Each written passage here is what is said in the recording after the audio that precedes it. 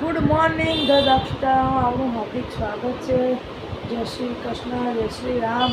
તો આજની મોર્નિંગ મારી અરાઉન્ડ 9 વાગતા નથી, પણ અત્યારે વાગી ગયા છે 12 અને અત્યારે બ્લોગ ચાલુ કર્યો છે. અને આજનો મારો ડેલી બ્લોગમાં આજે દિવસ ત્રીજો અને આમ જ તમારા સાથ સહકારના માધ્યમથી હું બ્લોગ બનાવતો રહી. તમારો સાથ સહકાર તમે મને આપતા રહેજો.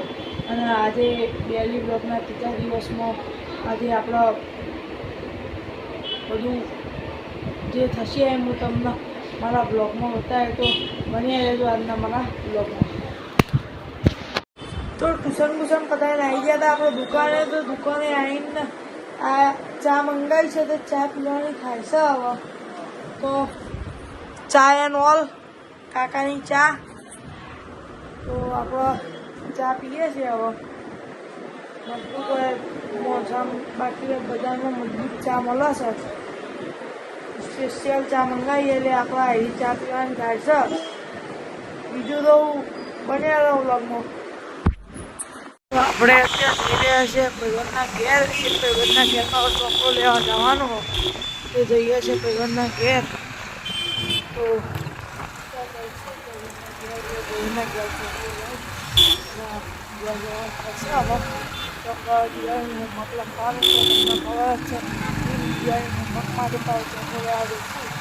ચોપડો લઈને બીજું આપી કાઢી ભાઈબંધ આપણા ઘેર ચોપડો લેવા આવ્યા હતા. તે અત્યારે ચોપડો લઈને હવે ઘેર જઈએ છીએ. આ હોમસ પાવ મંદિર, અને તમે જોઈ શકો છો હોય પાવ સુંદર મજાનો ગબ્બર બનાવેલો. એમાં આપણા ભાઈની ખૂબ મહેનત રહેલી છે. શું કહેવું તમારા ગબ્બર વિશે? કે ખાસી મજૂરી કરી હતી. સાચી વાત છે. ખરી વાત. આ મારો જીગર જાન. આપણા ભાઈ ગંદા ઘેર ચોપડો લેવા આવ્યા હતા. હવે ઘેર જવાનું થાય. જોડે જ ભણીએ, જોડે જ મોજ કરીએ અને હલાસા મારીએ. અત્યારે ઘેર જવાનું થાય ત્યાં મળીએ ચમકાજી. હજુ લખવામાં એ તો હજી ફ્રી ફાયર ટીચવા જતા હતા ભાઈ બંધના ઘેર. હજી તો અમારે તો લખવાનું બાકી છે. વાત સાચી. આપણે બધા હરખા જ છીએ. છોકરો બધા હરખા જ હોય. એન ટાઈમે જ લખવા બી એવું એટલે એવું કરવાનું. વાત સાચી. એટલે હેરતાન મળીએ. બીજું તો હું કહું, ટાઈમે લખવાની મજા કોઈક અલગ છે. વાત સાચી. આ ટ્યુશનનો છોકરો આવ્યો. હેડમાં જવું છે ઘેર. એટલે મળીએ. જય ગોગા. જગુઆ ચંદ્ર છે તળાવ.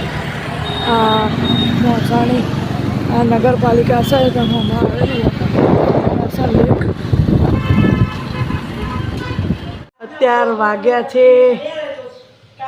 6, 5:30 ઉપર થઈ ગયું છે. અને દાદા વ્લોગ જોવા મારો વ્યાયા હતી કે ટીવીમાં તારો વ્લોગ ચાલુ કર. તે દાદાને પાવો અત્યારે વ્લોગ બતાવું છું કે ટીવીમાં ચાલુ કર. તે દાદા કે હું ટીવીમાં જોઉં કે તે દાદાને પૂછીએ કે કેવો લાગે વ્લોગ. હેડો.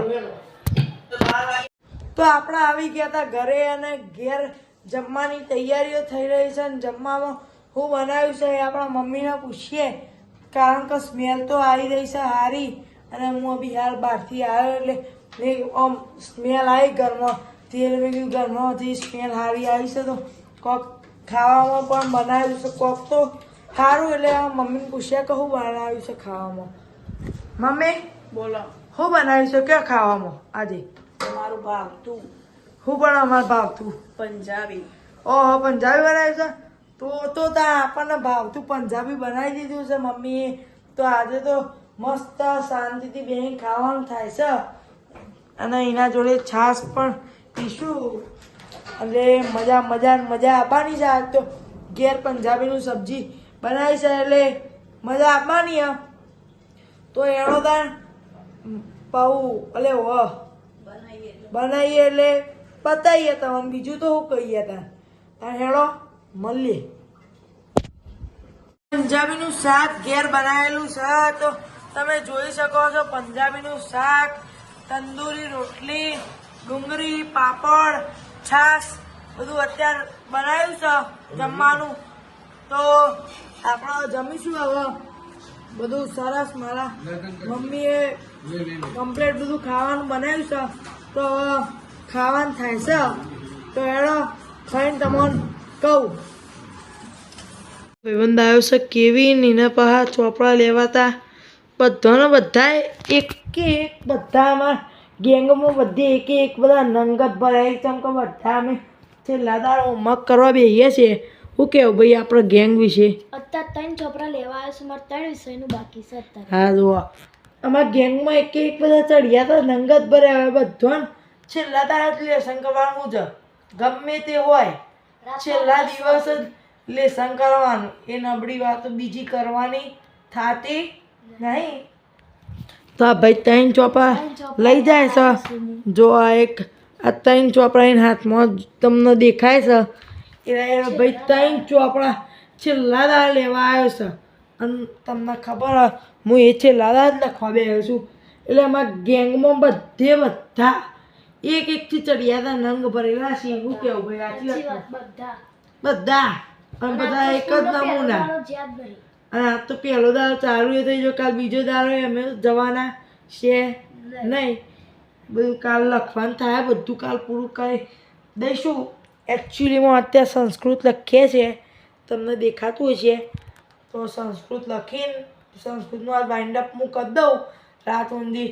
તો કાલે મારા બધા વિષય 2 જ ખાલી. એટલે કાલ 2 વિષય પૂરા કરીને 15થી સ્કૂલ જવાનું થશે આપણે. તો કેવું ભાઈ 15થી જઈશું ત્યાં પરમદાથી. હવે મારા આ 3 વિષય પડી જાય પછી મારા દક્ષા પરમદાથી ચાલુ સ્કૂલો. બધી આપણી ગેંગ બધી 15થી આવવાની. એટલે આપણે બધા 15થી જ જઈશું.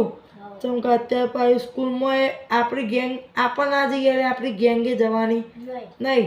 જેમ કે આપણી ગેંગને હશે તો પાછું લેસન બાકી જ હોય. ઈવાને તો પૂરું હોય. બધા એક નમૂના જ છીએ અમે તો. બધા આમાં તો ચલા 15 જણાની સ્કૂલમાં ગેંગ છે. પાછી ટ્યુશનની એ બધી અલગ. બધા ભેગા કરીએ તો બધા 50,000 લોકો આપણો થાય બધો. બધા દશેરાના દાડા જ ઘોડા દોડાવી હશે. તો બીજું તો હું તાણ વ્લોગમાં બનાવી રહ્યો.